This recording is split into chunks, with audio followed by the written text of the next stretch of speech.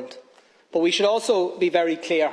Israel has breached international law, not just on every day since October the 7th, but virtually every single day for decades.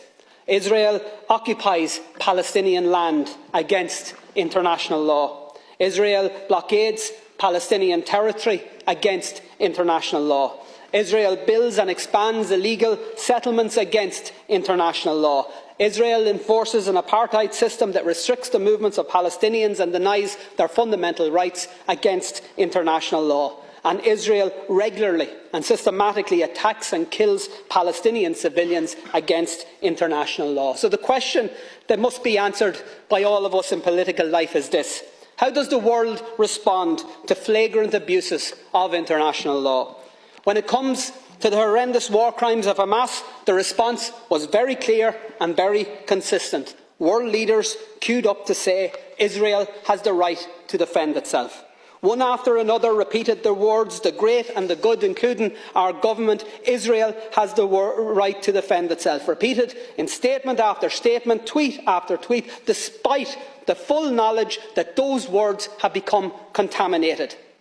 The words "Israel has the right to defend itself" means in practice that Israel takes that right as licence to bombard civilians, to bomb schools, hospitals and other civilian infrastructure. And it has now been taken as licence to enforce the displacement of 1 million people from one end of an open-air prison to another, to deny food, energy, medical supplies to a besieged civilian population, to actually deny them water, to ensure that children, the sick, the disabled, the elderly will literally die of thirst.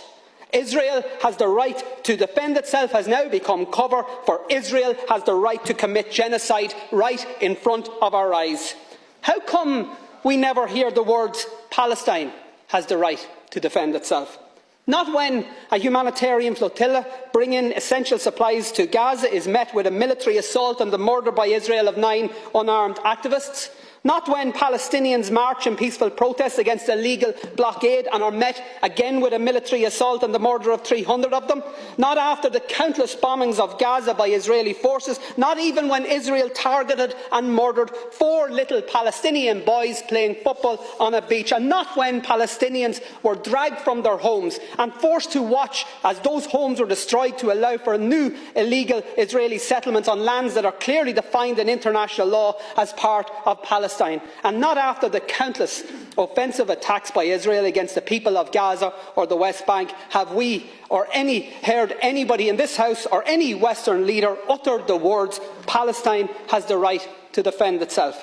And why not? And by the way, I'm not asking you to say those words, and in fact it's just as well you don't, because we all know that the people of Palestine can't defend themselves. Not against one of the most powerful military forces in the world that is backed up by even more powerful military forces.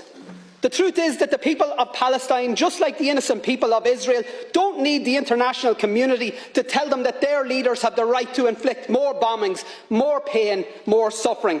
They need the international community to say stop, to say release the hostages, to say stop the bombings, the siege, the slaughter. They need the international community to tell Israel to stop the blockade, stop the apartheid, stop the annexation, to stop the genocide. And they need countries, Taoiseach, to lead the way. And Ireland should be one of those countries that leads the way.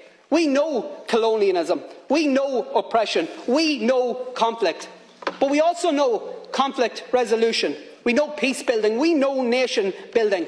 And because of what we know, what our history has taught us, our call tonight must be clear. Immediate, full and unequivocal ceasefires and a decisive international intervention that leads to negotiations and to a lasting and just peace settlement, and to, at long last, to a free, sovereign and independent Palestine.